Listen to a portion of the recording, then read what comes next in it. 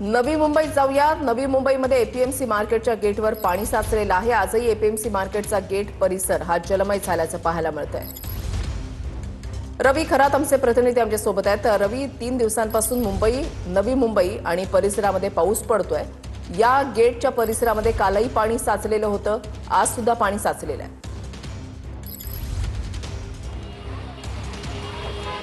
रुशाली, अगदी बरोबर। आपण पाहतो की नवी मुंबईत गेल्या 2 दिवसापासून मुसळधार पावसाने मस्त बॅटिंग केलेली आहे आणि आज सकाळपासून देखील मुसळधार पाऊस बरसत आहे। मी सध्या एपीएमसी मार्केट परिसरातील जे भाजीपाला मार्केट आहे त्याच्या मुख्य गेटवरती आहे आणि आपण पाहतो की मुसळधार पावसाचा जो फटका आहे तो सध्या एपीएमसी मार्केटला देखील बसलेला आहे आणि ज्या मेन गेट आहे या मेन गेटवरती मोठ्या प्रमाणात हे पाणी साचलेलं आहे। खरं तर सकाळची वेळ आहे, व्यापाऱ्यांना आणि ग्राहकांना याच मेन गेटवरून एपीएमसी मार्केटमध्ये आतमध्ये प्रवेश करावा लागतो। मात्र या मेन गेटवरती सध्या हा मोठ्या प्रमाणात पाणी साचलेलं आहे।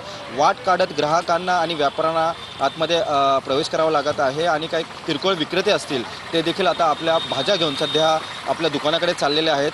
खरं तर या पाण्यातून मार्ग काढत ते सध्या या ठिकाणून चालत आहे आणि आपण पाहतोय की मोठ्या प्रमाणात पाणी साचलेलं आहे आणि या गेटवरती जो एपीएमसी मार्केटचा जो कचरा असतो तो देखील सध्या पाण्यामध्ये वाहत आहे। आपण पाहतोय की मोठी दुर्गंधी देखील या ठिकाणी पसरलेली आहे आणि व्यापाऱ्यांना आणि विक्रेत्यांना देखील मोठा त्रास होत आहे आणि आपण दृश्यामध्ये पाहतोय की काही विक्रेते ते सध्या आपला माल घेऊन सध्या या ठिकाणी चालत आहे।